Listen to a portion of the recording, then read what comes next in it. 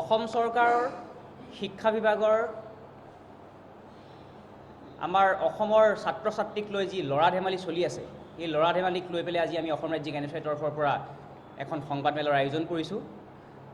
আচলতে এটা উদ্বিগ্নতাৰ বিষয় যে 2023 চনৰ শেষৰ ফালে বিজেপি নেতৃত্বাধীন অসম চৰকাৰে সমগ্ৰ অসমত 6খনকৈ মহাবিদ্যালয়ক বিশ্ববিদ্যালয়লৈ উন্নীতকৰণ কৰিছিলে।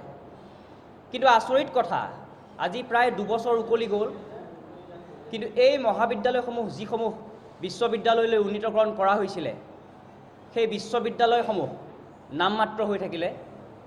তাত আজিলৈকে কোনো ধৰণৰ উপাচাৰ্য নিযুক্তি নহ'ল, কোনো ধৰণৰ এক্সিকিউটিভ কাউন্সিল গঠন নহ'ল, আৰু বিশেষকৈ ছাত্ৰ একতা সভাৰ নিৰ্বাচনসমূহ বন্ধ হৈ আছে। এই কথাটোৰ ওপৰত আজি আমি এনএছইৰ তৰফৰ পৰা অসম চৰকাৰ, মুখ্যমন্ত্ৰী হিমন্ত বিশ্ব শৰ্মা ডাঙৰীয়া আৰু লগতে অসমৰ কাণ্ডজ্ঞানহীন শিক্ষামন্ত্ৰী ৰণোজ পেগু ডাঙৰীয়াৰ ওচৰত দাবী জনাইছোঁ যে অতি শীঘ্ৰে এই বিশ্ববিদ্যালয়সমূহ তেওঁলোকে উপাচাৰ্য নিযুক্তি দিব লাগে, আৰু লগতে এই বিশ্ববিদ্যালয়সমূহ যি নামমাত্ৰ হৈ আছে, চলন্ত ৰূপত যাতে এই বিশ্ববিদ্যালয়সমূহ কাৰ্যক্ষম হৈ উঠে, তাৰ কাৰণে তেওঁলোকে পদক্ষেপ গ্ৰহণ কৰিব লাগে। 2023 চনত তেওঁলোকে 6খন মহাবিদ্যালয়ত 6খন আইন আনিছিলে। The Nagaon university bill 2023, the Gurucharan university bill 2023, the Bongaigaon university bill 2023, the Jagannath Baruah university bill 2023, the north Lakhimpur university bill 2023 আৰু দ্য শিৱসাগৰ ইউনিভাৰ্চিটি বিল 2023। এই বিলসমূহ তেওঁলোকে আইনতো পৰিণত কৰিছিলে। 2023 চনত তেওঁলোকে এই নগাঁও ইউনিভাৰ্চিটি, মই উদাহৰণস্বৰূপে এখন ইউনিভাৰ্চিটিৰ মই এখন আইনৰ কথা কৈছোঁ, 2023 চনত তেওঁলোকে নগাঁও ইউনিভাৰ্চিটিৰ যি বিলখন আইনত পৰিণত কৰিছিলে, আৰু 3 মাহৰ পৰা 6 মাহৰ এটা সময়সীমা বান্ধি দিছিলে যাতে উপাচাৰ্য নিযুক্তি দিব পৰা যায়।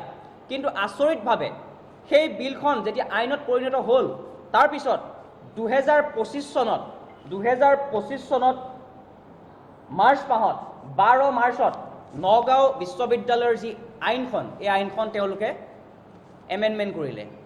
এই আইনখন তেওঁলোকে এমেণ্ডমেণ্ট কৰি তেওঁলোকে আকৌ 3 মাহৰ সময়সীমা নিৰ্ধাৰণ কৰি দিলে যাতে 3 মাহৰ ভিতৰত উপাচাৰ্য নিযুক্তি দিব পৰা যায়।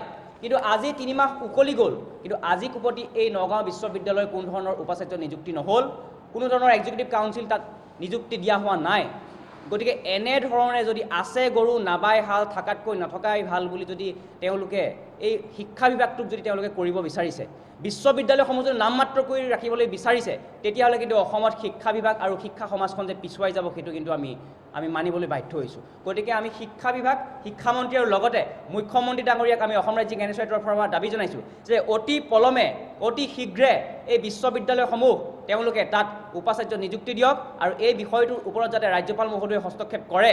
আৰু লগতে আৰু এটা বস্তু, আমি এই বিষয়টোৰ ওপৰত আমি অসম চৰকাৰৰ শিক্ষামন্ত্ৰী ৰণোজ পেগু ডাঙৰীয়াক আমি স্মাৰক পত্ৰ প্ৰেৰণ কৰিছিলোঁ। এই স্মাৰক পত্ৰ আমি প্ৰেৰণ কৰিছিলোঁ, ইয়াৰ সুফল আমি পোৱা নাই। গতিকে আমি শিক্ষামন্ত্ৰী মহোদয় আপোনাক অনুৰোধ জনাইছোঁ, দাবী জনাইছোঁ যে ছাত্ৰ সমাজৰ স্বাৰ্থত, ছাত্ৰ সমাজৰ যি বহল স্বাৰ্থত আপোনালোকে যাতে এই বিশ্ববিদ্যালয়সমূহত উপাচাৰ্য নিযুক্তি দিয়ে, আৰু লগতে এই বিশ্ববিদ্যালয়সমূহত নিৰ্বাচনসমূহ বন্ধ হৈ আছে, ছাত্ৰ একতা সভাৰ নিৰ্বাচনসমূহ বন্ধ হৈ আছে। গতিকে তাৰ ওপৰতো যাতে আপোনালোকে গুৰুত্ব দিয়ে, কাৰণ ছাত্ৰ সমাজত ৰাজনীতিৰ প্ৰয়োজন আছে, ছাত্ৰ ৰাজনীতিৰ প্ৰয়োজন আছে, আৰু ছাত্ৰ ৰাজনীতিৰ প্ৰয়োজনৰ কাৰণে নিয়মীয়া যি আমাৰ ইলেকশ্যনটো প্ৰচেছটো হ'ব লাগিব, আৰু সেইটো কাৰণে আপোনালোকে এই বিষয়টোৰ ওপৰত গুৰুত্ব দিয়ক, আৰু যাতে আমাৰ মহাবিদ্যালয়সমূহ যি বিশ্ববিদ্যালয় কৰিলে তাৰ আন্তঃগাঁথনিৰ যি উন্নতি হ'ব লাগে বিশ্ববিদ্যালয় হিচাপে, সেইখিনি কৰিবৰ কাৰণে উপাচাৰ্যৰ নিযুক্তি হ'ব লাগে, আৰু অতি শীঘ্ৰে আপোনালোকে যাতে এই উপাচাৰ্যৰ নিযুক্তি প্ৰক্ৰিয়াটো আৰম্ভ কৰে, আৰু তাৰ কাৰণে আমি আমাৰ অসম ৰাজ্যিক এনএছইৰ তৰফৰ পৰা আমি দাবী জনাইছোঁ।